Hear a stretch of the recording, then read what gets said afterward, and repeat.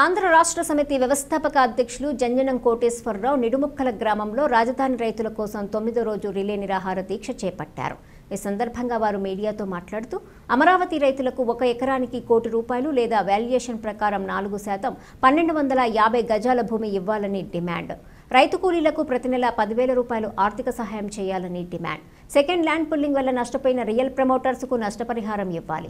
రైతులందరి కోసం ఈ నిరాహార దీక్ష చేస్తున్నామని అన్నారు.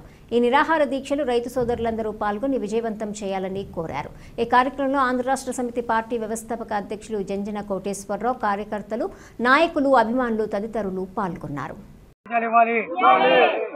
రైతు కూలీలందరికీ ₹10,000 ఆర్థిక సహాయం చేయాలి. రైతులందరికీ ఎకరానికి ₹1 కోటి 1250 గజాలు ఇవ్వాలి. రైతు కూలీలందరూ ₹10,000 ఆర్థిక సహాయం చేయాలి.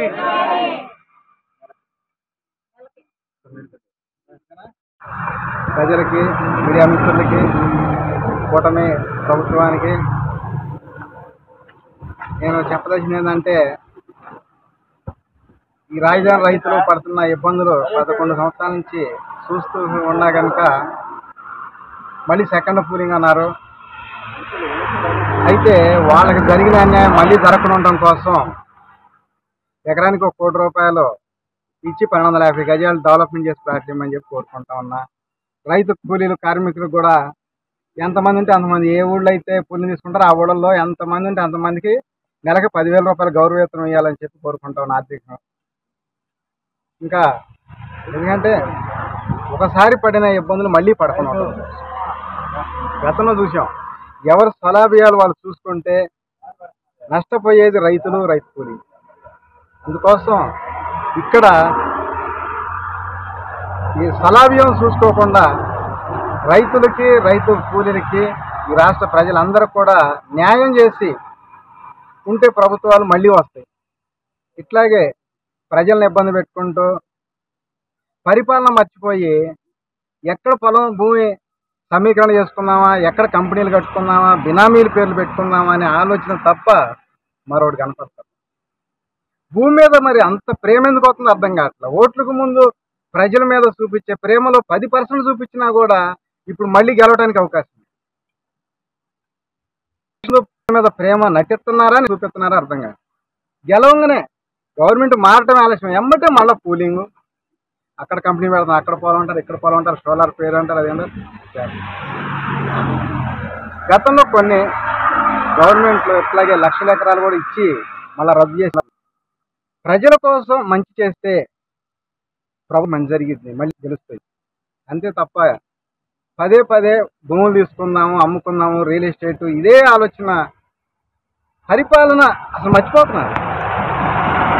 మనం గెలిపించింది ప్రజలు దేనికి? ప్రజలు గెలిపించింది మన పరిపాలన చేయమని, పదే పదే భూములు తీసుకోమని. ఈ రాజధానిలో 11 సంవత్సరాలు ఈ రాష్ట్రం కాదు, అంతా ప్రపంచం అంతా చెప్పుకుంటారు అమరావతి ఏదో అయిపోయింది, అద్భుతం అని.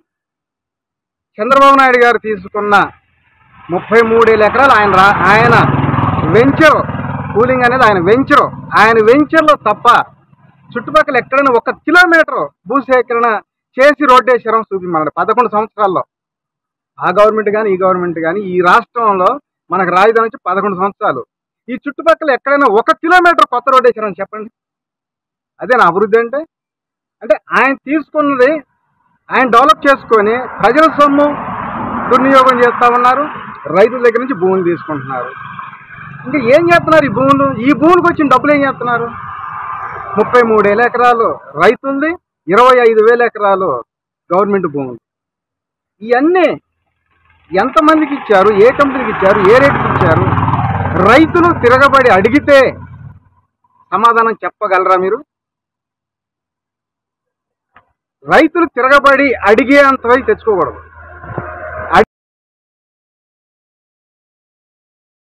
ఇక్కడ ఆపి ఇది కావాలంటే వెంటనే ఓకే చేసేసుకుని అంటారు. వీళ్ళని అడిగితే చెప్తాం, చెప్తూ ఉంటాం. ఆలోచన అంటే ఇంకంత అయిపోయింది, మళ్ళీ 5 ఏళ్ళు ఎలక్షన్ అయిపోయింది. అట్లా కాకుండా ఎప్పుడైనా సరే రైతు కార్మికులైన ప్రజలు కానీ ఏదైనా ఒక సమస్య అడిగారు అంటే ఇమ్మీడియట్గా చేయాలి. ఆ టైంలో ఆ నిర్ణయం తీసుకొని చేస్తే అప్పుడు తొందరగా పనులు అవుతాయి, బాగుంటుంది. అట్లా కాకుండా టైం డిలే చేసుకుంటా పోతే ఆల్రెడీ 2వ సంవత్సరం వచ్చింది. ఇంకో 2 ఏళ్ళు ఉన్న తర్వాత మళ్ళీ లాస్ట్ ఒక 5 ఉండగానే ఎలక్షన్ వస్తాయి. ఎలక్షన్ అడవులు కూడా ఇప్పుడు ఏమీ అభివృద్ధి అవ్వదు. ఫస్ట్ పూలింగ్ తీసుకుని ఎలా వదిలేశారు, మళ్ళీ అంతే ఉండదు.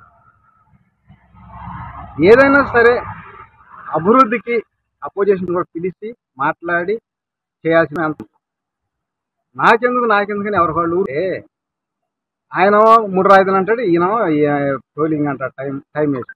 ఎప్పుడు గెలిచిన కాడి నుంచి కూలింగ్ కాకుండా రైతులకు ఇప్పుడైనా ఎకరానికి 1 కోటి రూపాయలు ఇచ్చి 250 కేజీలు డెవలప్ చేసి పేదవాళ్ళకు కూడా ఎంతమంది ఉంటే రైతు కూలీలు కార్మికులు అంతమందికి 10 లెక్క ఇచ్చేసి ఇమ్మీడియట్గా నిర్ణయం తీసుకోమని చెప్పి నేను డిమాండ్ చేస్తూ ఉన్నాను. ఇట్లాగే లేట్ అయ్యే కొంది చెప్పాం కదా, ఎవరికి వాళ్ళు డెవలప్ చేసుకోగలరు. మీరు ఇన్నర్ రింగ్ రోడ్ చెప్తా ఉన్నారు. ఇన్నర్ రింగ్ రోడ్ తీసి వదిలేసేయండి, గజం 1,00,000 నుంచి 2 లక్షల మీద, అంటే ఎకరం 50 నుంచి 100 కోట్ల. ఈ ప్రాంతం అంతా కూడా ఇండివిజువల్గా డెవలప్ చేసుకుంటే తొందరగా అయిపోయింది డెవలప్మెంట్. ఒకళ్ళు చేయాలి అంటే ఎన్ని రోజులు పట్టిద్ది? ఆయన ఎప్పుడు చేస్తారు? ఎక్కడికక్కడ ప్రైవేట్ కంపెనీలు వచ్చి ప్రైవేట్గా డెవలప్మెంట్ చేసుకుంటా పోతే ఈ 11 సంవత్సరాలు 1 సంవత్సరం డెవలప్ అయ్యింది. ప్రభుత్వం మీద ఆధారపడే పని లేకుండా ఎవరంతా వాళ్ళు ఇండివిజువల్గా డెవలప్ చేసుకోవాల్సిన అవసరం ఉంది. అప్పుడే మన రాజధాని, మన రాష్ట్రం తొందరగా డెవలప్ అయితే ఆదాయ వనరులు పెరుగుతాయి.